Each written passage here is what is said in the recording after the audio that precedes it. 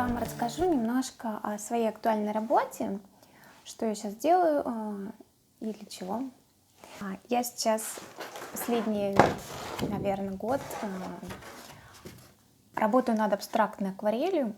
Я очень люблю все-таки вот технику акварели. Я давно ей не работала. То есть акварель я начинала, как все, в художественной школе, еще, наверное, до художественной школы, как все дети с детства. И я пробовала, я училась в средней художественной тоже школе, где мы изучали масло.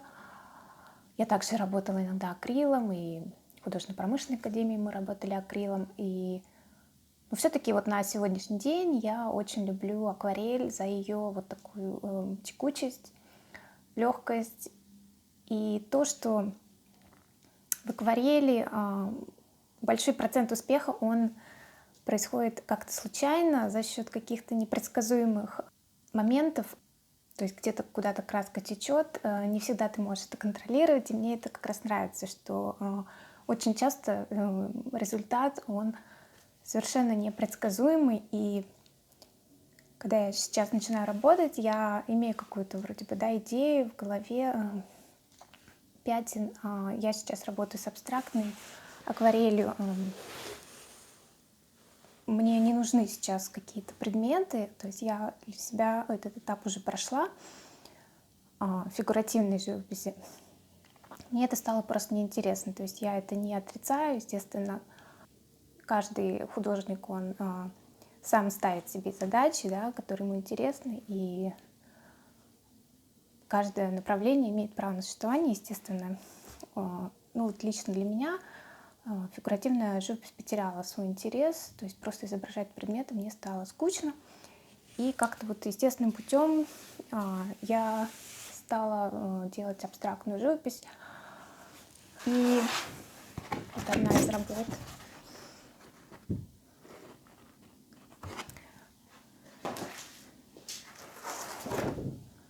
Одна из последних тоже вот работ.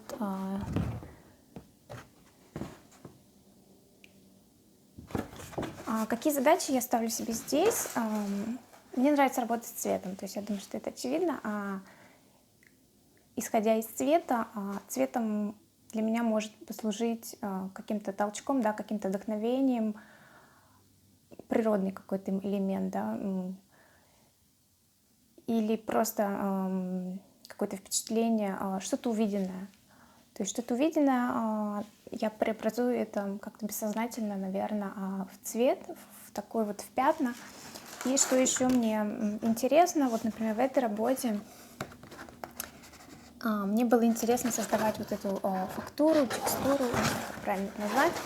В этой работе мне было интересно в живописи попытаться сделать эффект, тот эффект, который получается, когда мы работаем с аналоговой фотографией, так как я также работала в мастерской достаточно много с черно-белой аналоговой фотографией.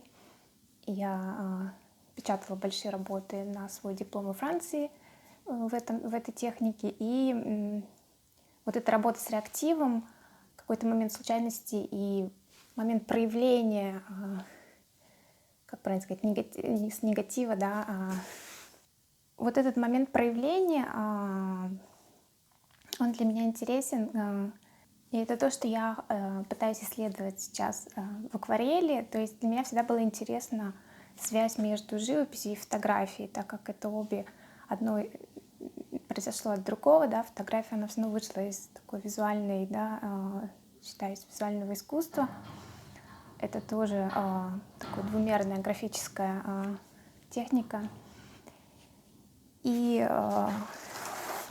собственно, вот то, что мне интересно, это пытаться как-то объединить эти обе техники. Это то, что я пытаюсь делать. Также вот такая работа.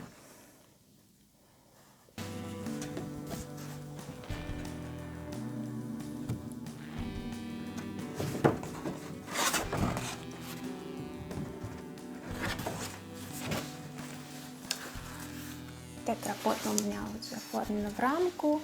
Она получилась такая менее абстрактная. Здесь, наверное, есть идея пейзажа, морского пейзажа. Я часто, конечно, вдохновлена водным пространством. Очень люблю воду, люблю залив. Снимаю его, так как я, в общем, выросла тоже около залива.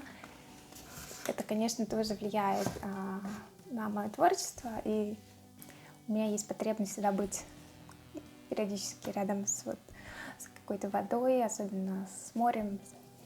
И помимо вот этих больших, то есть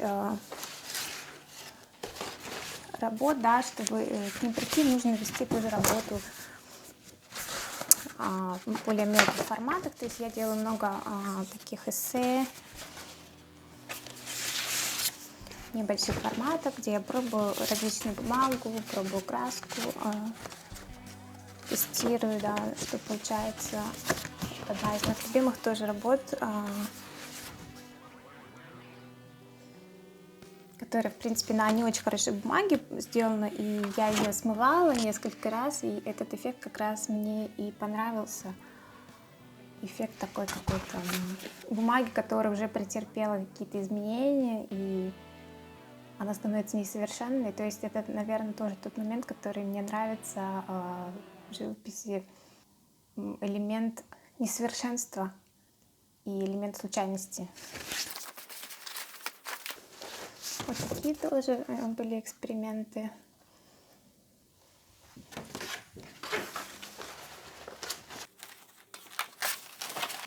Мне нравится искать какие-то интересные поверхности.